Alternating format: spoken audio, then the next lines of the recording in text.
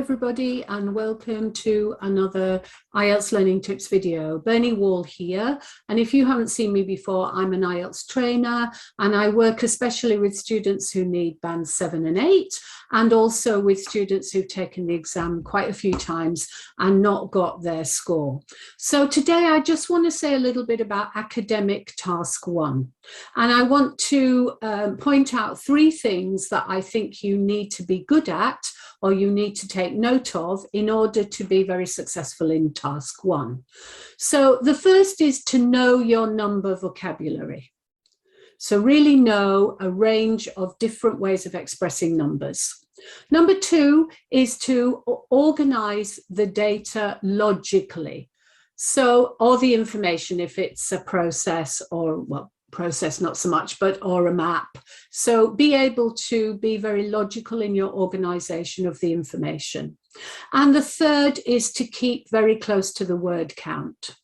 So if I can go through those in a little bit more detail. The first one, know your number vocabulary. In the data type questions for task 1 academic, you often have to say the same thing over and over. And so it's really important that you can do that using different vocabulary and different sentence structures. Otherwise, your writing will be very repetitive and that makes it quite boring.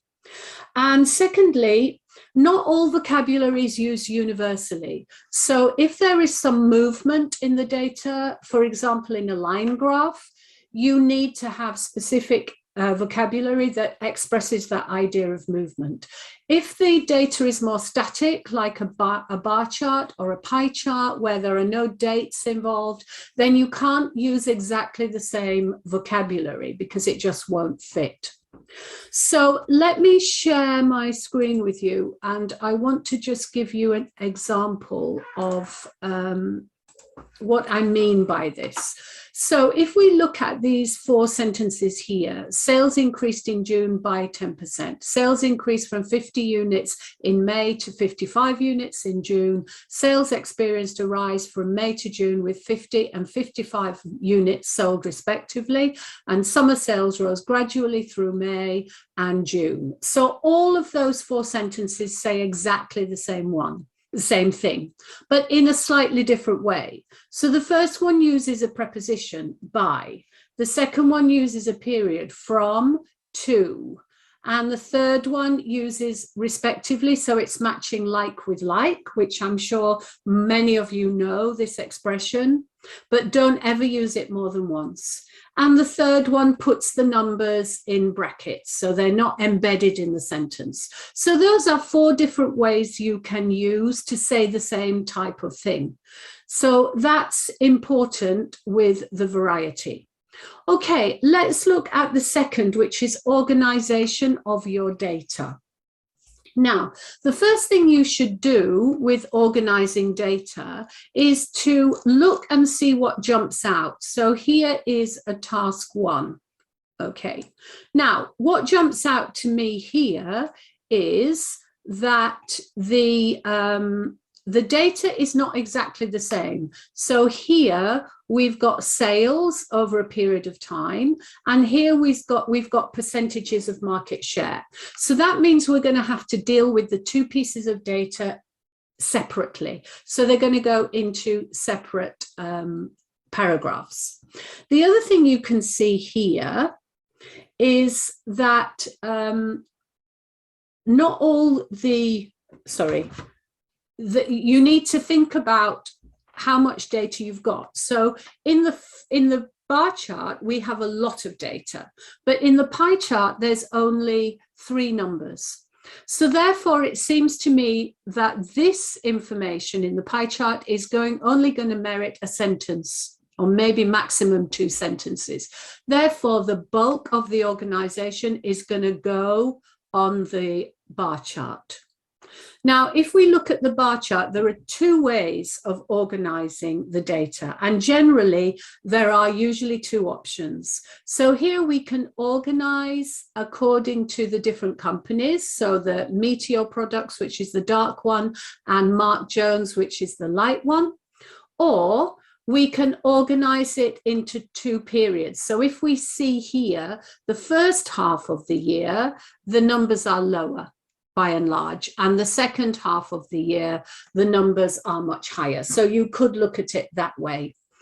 Logically, I would say, because the bar chart and the pie chart deal with aspects of the company, it's probably best to split it in terms of company. So paragraph 1 might be Meteor, paragraph 2, Mark Jones, and then just a sentence or 2 on the pie chart. But however you do it, it's important to look and work out the most logical way of organizing the data. Okay. And then the third thing that you have to do is around word count. My advice is to keep to 150 to 180 words. And this is whether you're doing whatever you're doing, which type of task 1 in the academic test. The reason for this is obvious. The more you write, the higher the possibility of making mistakes, and you want to minimize the possibility of making mistakes. So keep it within those parameters, 150 to 180. But the second reason for doing it, which I think is equally important, is that when you keep to a lower word count, so when you don't write everything, it helps you to focus on what's important. And that means that you're only going to be writing about the things which are really important for describing the data. And it helps you to focus and organize the data better. So here, if we look at this second example of a chart, here we've got a table, and it is clear straight away that on this table there are lots and lots of numbers. And if you were to write about every single country and every single number, you're going to need a lot more than 150 to 180 words. So it's really important to try and look for groupings, especially when you get a table. So, for example, in a very cursory way on this particular task, I can see that there are some countries that are grouped around 8%. So, namely Norway, Denmark, Sweden, and Belgium are all grouped around 8% as an average. There are also countries that are grouped between 10%, which is here for Holland, and 15%, and we've got Italy. So we've got Holland, Italy, and Britain are all between 10 and 15%. So you could make those a second group. Then finally, we've got some higher numbers for Turkey and Greece. So we've got 25% to 34%. So that's another grouping you can make. And then the largest number on the table is Eritrea. And Eritrea is what we would call an outlier because it's miles away from anything else. So you might want to deal with that separately. But by grouping the numbers, it makes you really focus on keeping it tight and keeping it within the word count. And that will help you overall with your timing, with the number of mistakes you make, and also with what's relevant. Because obviously you're not expected to write about every single one of these countries individually. We want to look at similarities and differences. So that's another way that you can do that. So try and remember those 3 things. So know your vocabulary for numbers really well. Secondly, think about how to organize things logically so that you can express them well. And thirdly, keep close to the word count so that you don't write too much and you don't run a risk of making too many mistakes. So I hope that was useful. And next video, I'll be looking at the same things for general training task 1 and the most important things you need to remember.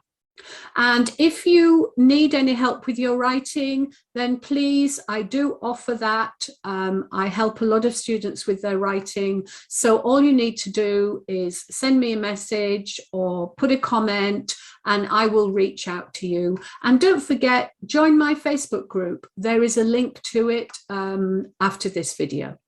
Okay, I'll see you next time. Bye.